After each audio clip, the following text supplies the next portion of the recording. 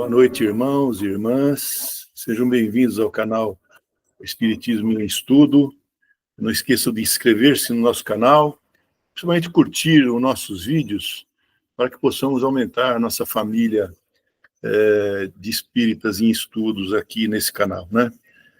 E como a gente vem trabalhando já nas apresentações, nas lições, o espírito de Ramé, no livro Renovando Atitudes, né? E o tema da lição de hoje é auto-perdão, ou seja, nos perdoar a nós mesmos, né? E como toda a lição de Ramé, ele traz um trecho do Evangelho e também acrescenta muitos parâmetros de análise que a gente possa fazer em relação ao que foi escrito no Evangelho de 160 anos atrás, e que agora tem outros elementos que ele considera aí importantes a gente considerar também em relação ao auto-perdão, como ele diz, né? E ele cita o capítulo 10, no item 15, que é de Paulo, né? Que diz assim, são 3 linhas que ele destaca aqui para poder começar a lição da noite. Mas antes de começar a lição da noite, eu tenho um comentário sobre esse capítulo também. Então, esse item 15 do capítulo 10 diz o seguinte: perdoar aos inimigos é pedir perdão para si mesmo. Reticência. Porque se sois duros, exigentes, inflexíveis, se tendes rigor, mesmo por uma ofensa leve, como quereis que Deus esqueça que cada dia tendes maior necessidade de indulgência? Então, nós vamos ver muito esse dialeto aqui colocado nessa mensagem de Jesus, dentro da lição da noite de hoje. O capítulo 10 é os bem-aventurados que são misericordiosos.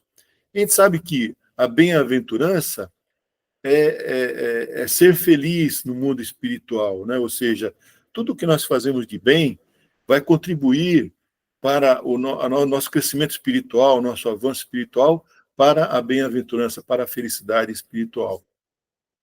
E misericordioso significa todo o sentimento de dor e solidariedade em relação a alguém que sofre uma tragédia, uma dor, uma desgraça que aconteceu com a pessoa. Então, ser misericordioso é ter um sentimento de dor, de solidariedade em relação às pessoas que estão nessa condição. Então, bem-aventurança aos que são misericordiosos, quer dizer, sendo misericordioso, você está a caminho do progresso espiritual também, da felicidade, né? E o texto de Paulo, aqui, esse capítulo, inclusive, ele tem os temas em volta da questão do perdão.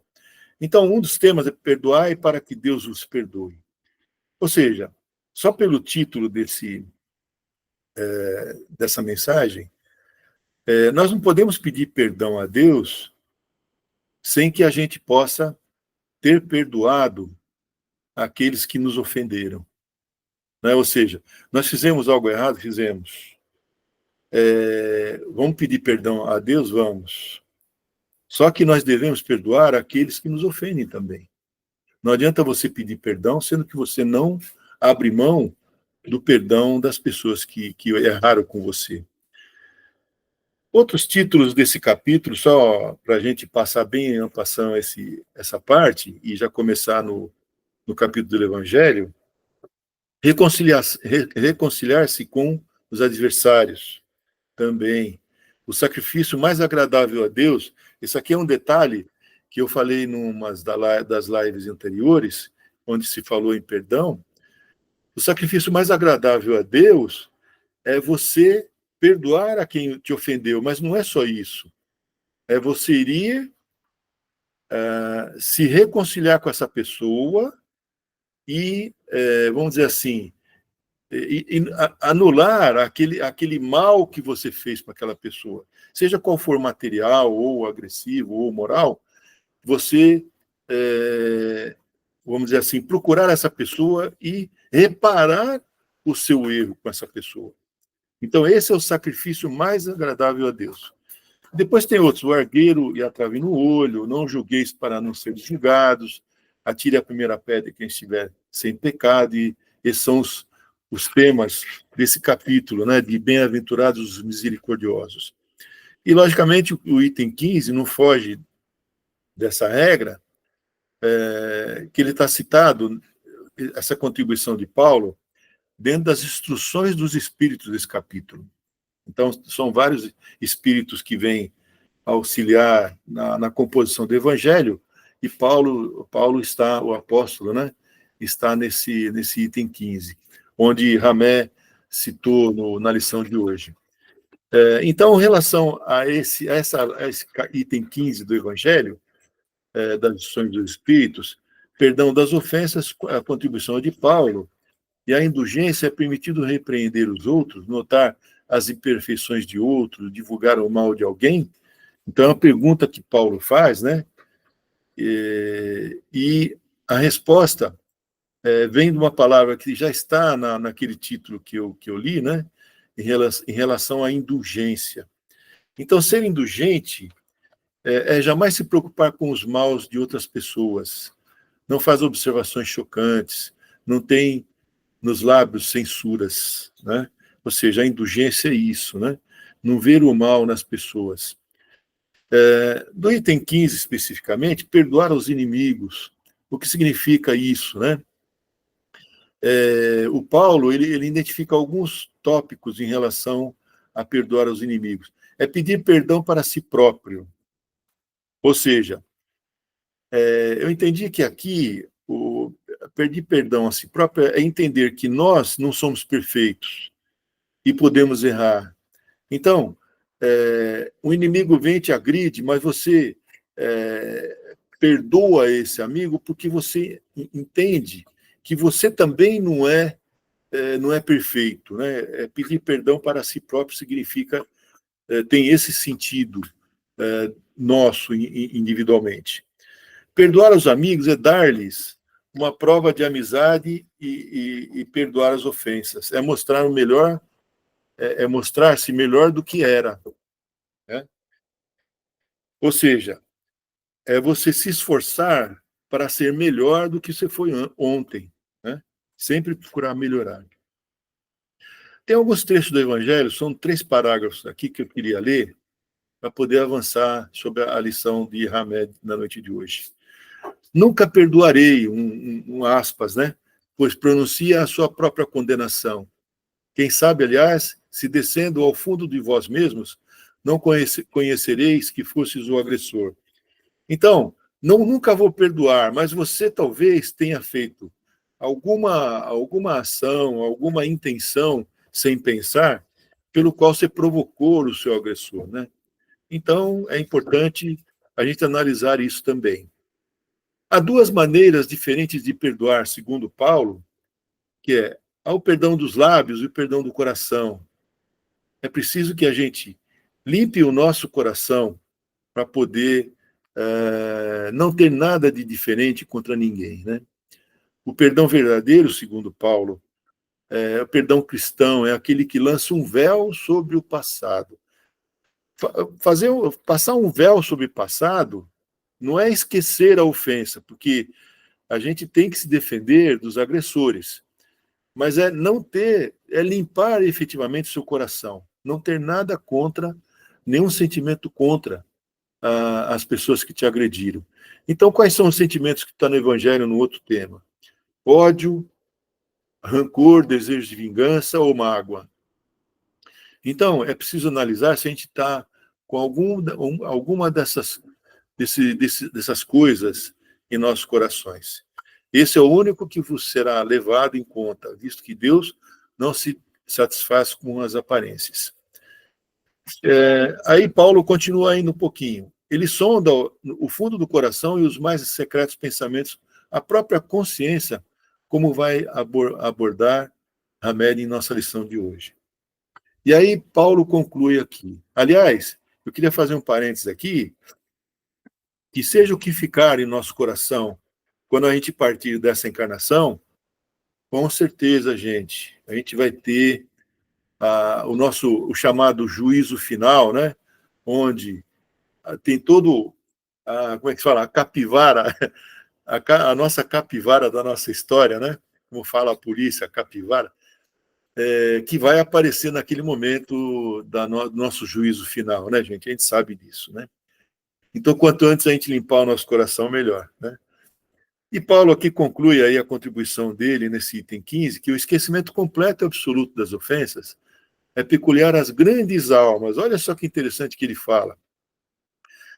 Fazer o exercício do perdão, você cresce espiritualmente. O rancor é sempre sinal de baixeza e de inferioridade. Olha o que ele coloca que é muito importante para a gente analisar, a gente, inclusive, analisar e perseverar, né, na linha do perdão. Não ouvideis, conclui Paulo aqui, que o verdadeiro perdão se reconhece muito mais pelos atos do que pelas palavras. Que não é as palavras, é o coração, né, como ele falou no começo. Eu quis fazer esse preâmbulo aqui para falar um pouco mais sobre o perdão, porque parece ser simples. Vou perdoar os nossos inimigos, né, perdoar as ofensas que nos fazem. Não é fácil fazer isso. E a contribuição de Paulo aqui eu achei interessante destacar, porque a gente precisa limpar o nosso coração, né, gente? Primeiro analisar o que tem dentro dele contra alguém, depois se limpar. E reparar o mal com essa pessoa, porque, como fala aí o Evangelho, o maior sacrifício a Deus é esse, né? Então, vamos lá, então, a lição de Ramé. Ele fala no texto dele, antes de começar a leitura e fazer de cada leitura uma explicação, ele fala do julgador interno, né? O julgador interno, que eu entendi aqui na lição, é a nossa consciência propriamente dita.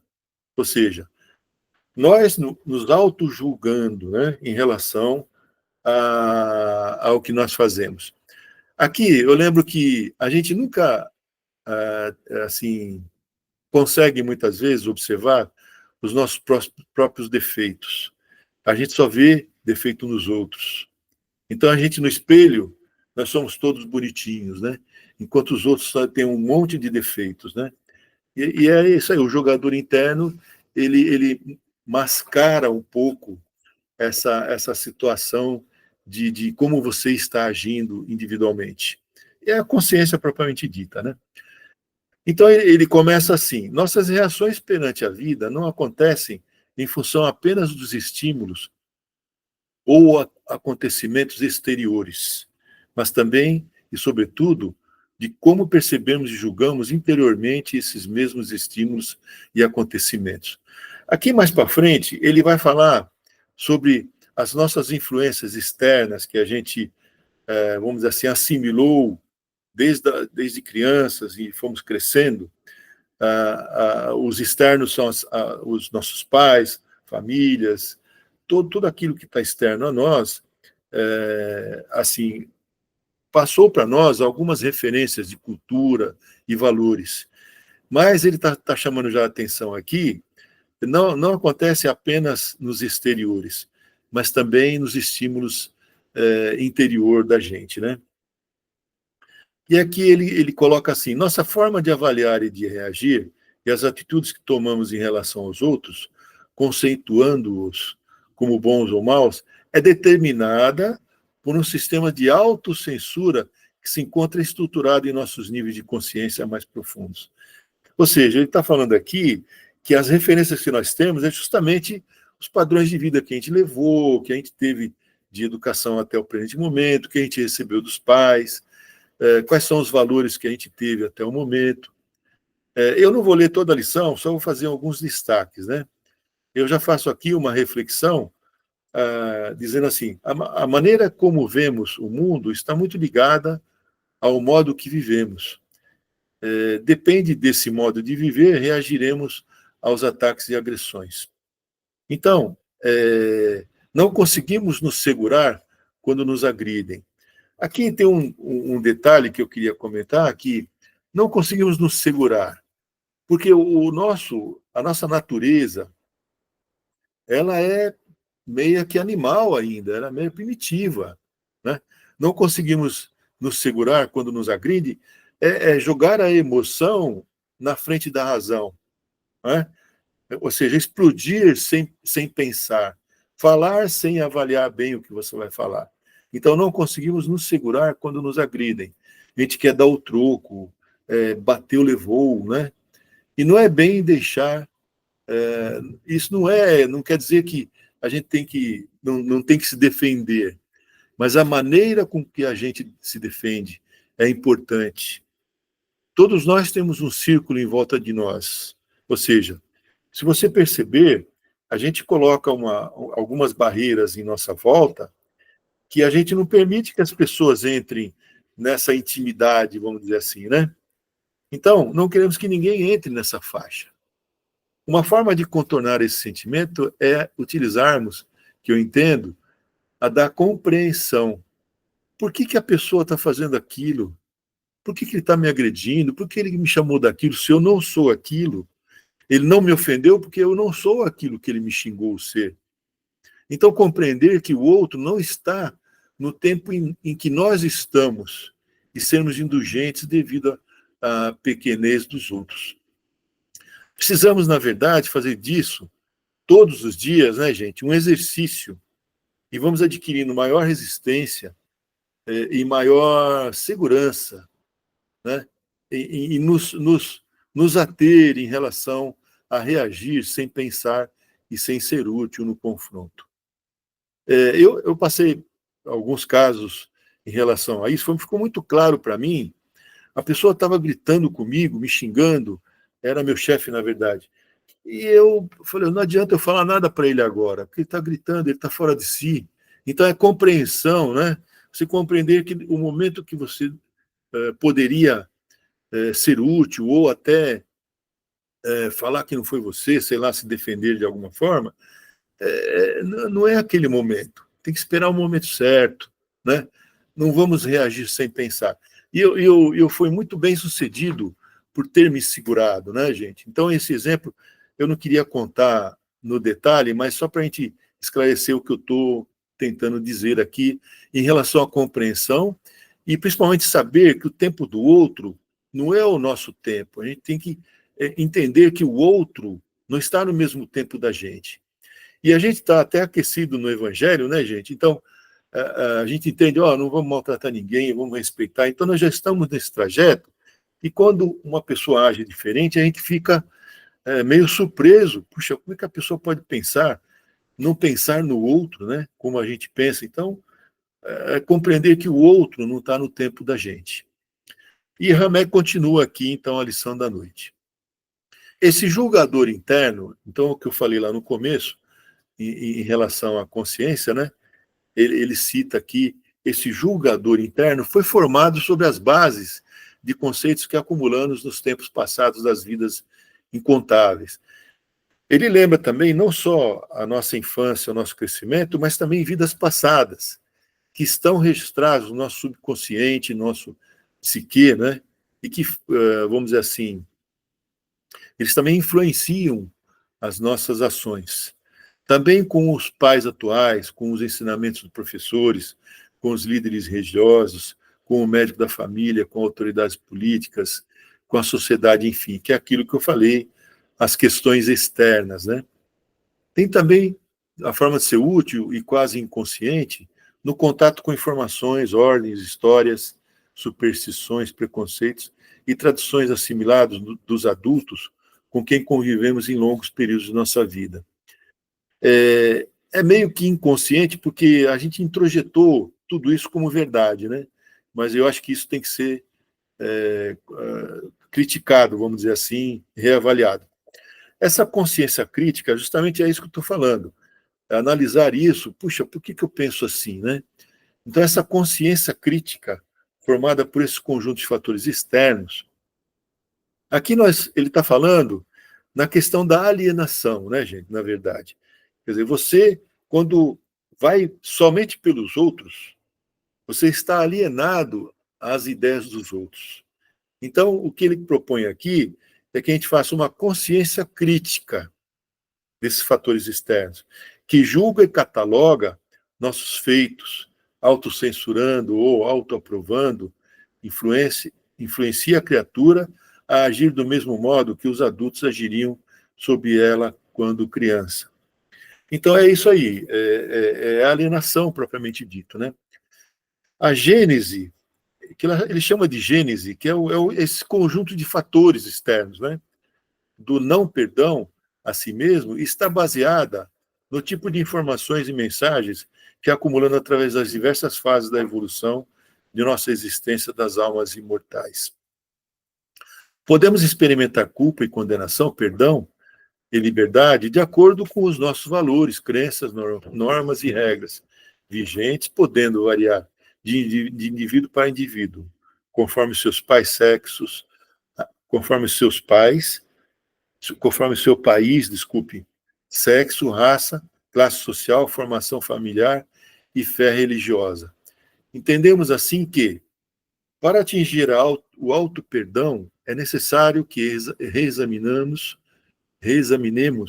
nossas convicções profundas sobre a natureza do nosso próprio ser, estudando as leis da vida superior, bem como as raízes da educação que recebemos na infância nesta existência. Então, aqui é a receita que ele está dando aqui, né, gente? De como a gente pode, vamos dizer assim, melhorar, né? Outra coisa que ele coloca aqui, eu estou avançando porque a lição é longa, eu não queria extrapolar o nosso tempo de apresentação, tá? Ele dá um pouco mais de detalhes em relação à questão das consciências e limitações que admitíssemos podemos ter aí de forma equivocada. Aí ele continua assim, como ser mais cuidadoso em nossas futuras ações? Então, ele coloca assim, afirmam as pessoas, me reprimo por ter sido tão ingênuo naquela situação. Tenho raiva de mim mesmo por ter aceitado tão facilmente aquelas mentiras. Deveria ter previsto esses problemas atuais, ou seja, as pessoas vivem falando dessa forma, né? Não consigo me perdoar, pois pensei que ele mudaria. Então, são maneiras de expressarmos nossa culpa e o não perdão. Então, quando eu falo assim, me recrimino por ter sido tão ingênuo, eu tô, na verdade, me julgando internamente por ser tão ineficaz ou tão incorreto naquilo que eu deveria ter feito. Então, a indulgência para conosco, segundo o início da lição, tem a ver justamente com isso. Você entender que nós também somos seres humanos, podemos errar, o erro faz parte da nossa vida. Então, como se fala aquele grande ditado, errar é humano, né? Então, deveria ter previsto esses problemas atuais. Não consigo me perdoar, pois pensei que ele mudaria. Quer dizer, você fica se martirizando, né, em relação ao que ocorreu. E Hamed, são maneiras de expressarmos nossa culpa e não perdão a nós mesmos. Exigências desmedidas, atribuídas às pessoas perfeccionistas. O segundo item que ele coloca em relação aos cuidados, né, os viciados em perfeição acham que pode fazer tudo sempre melhor. E não adianta você querer ser perfeito, nós não vamos ser, que nem eu estava dizendo no item 1 aqui do Ramé, né? O terceiro item que ele coloca em relação a essa questão do estar mais cuidadoso, né? Você vê que a contribuição de Ramé, ela é bem prática na nossa vida, né? Aliás, Renovando Atitudes, o título do livro, é fazendo as mudanças de nossas atitudes, né? Para sermos melhores, precisamos fazer as coisas diferentes do que fazemos. Então, significa dizer assim, você quer ser melhor, mas fazendo as mesmas coisas, sempre, você nunca vai melhor, nunca vai mudar para melhor. Você tem que mudar a maneira de como você faz as coisas melhor, para poder ter um resultado melhor mais para frente, né? Então, a terceira é essa contribuição. A desestima a nós próprios nasce quando não nos aceitamos como somos. Então, aceitar que nós somos dessa natureza, que nós temos essas limitações, é extremamente importante para compreender que nós podemos errar, mas estamos perseverando para acertar. O mais importante nesse aspecto é a luta e a perseverança para sempre melhorar. Daí vem aquela questão que eu coloquei no começo, o exercício do perdão. O exercício do perdão precisa ser diário.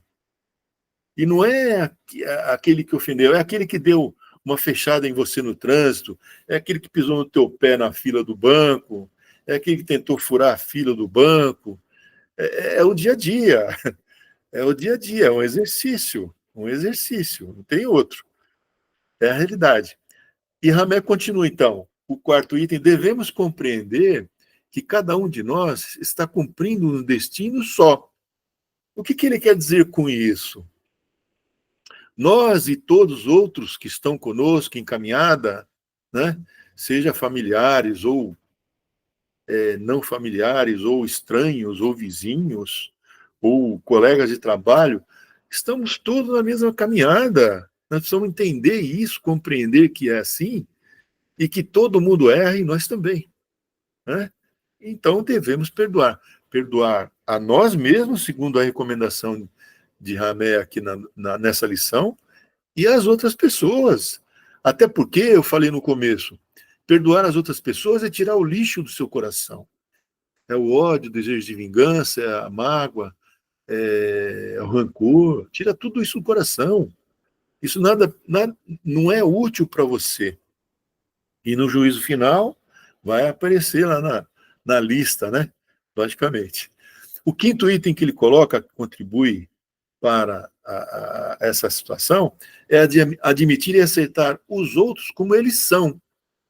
Não adianta a gente querer mudar os outros.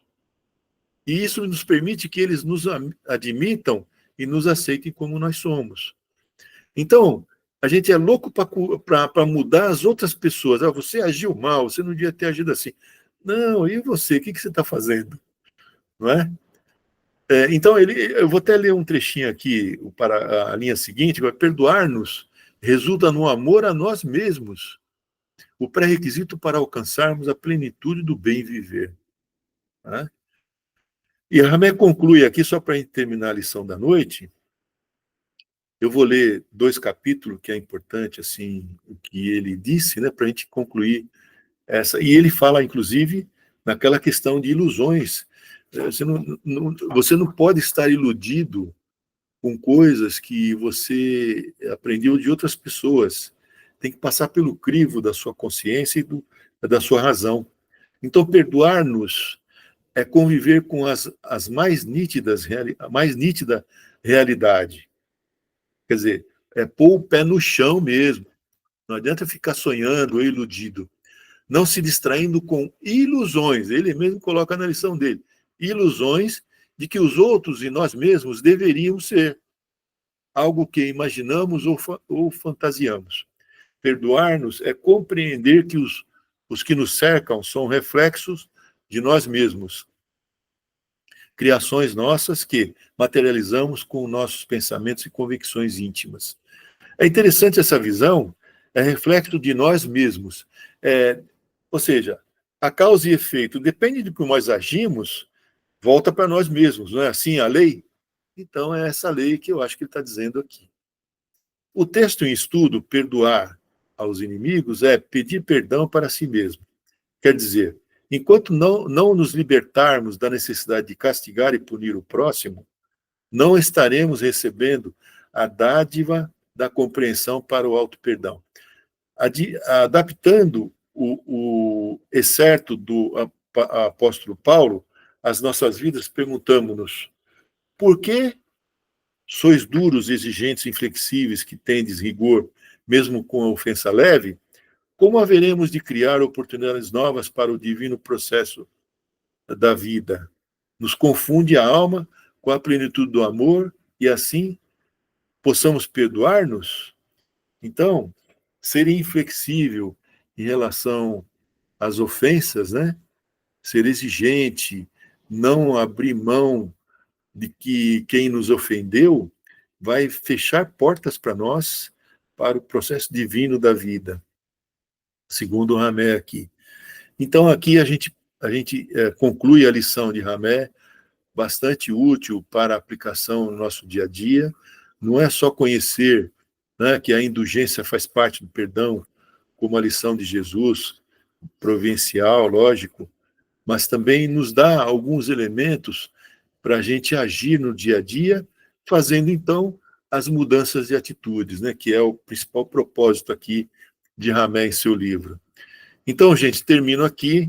Convido a vocês, novamente, a se cadastrarem no nosso canal Espiritismo em Estudos. Façam o link, curtem esse vídeo para que a gente possa aumentar a nossa família de irmãos em estudos. E finalizo aqui dando uma mensagem de paz e amor do nosso Divino Mestre Jesus, que ele possa sempre estar em nossos corações e que as pessoas que nos encontrem possam perceber a tua presença, Mestre querido, em nossos corações, agindo como você age, no caminho de luz que você nos deixa, grande amigo Jesus. Então, deixo aqui essa mensagem final e boa sorte a todos e até a próxima, se Deus quiser.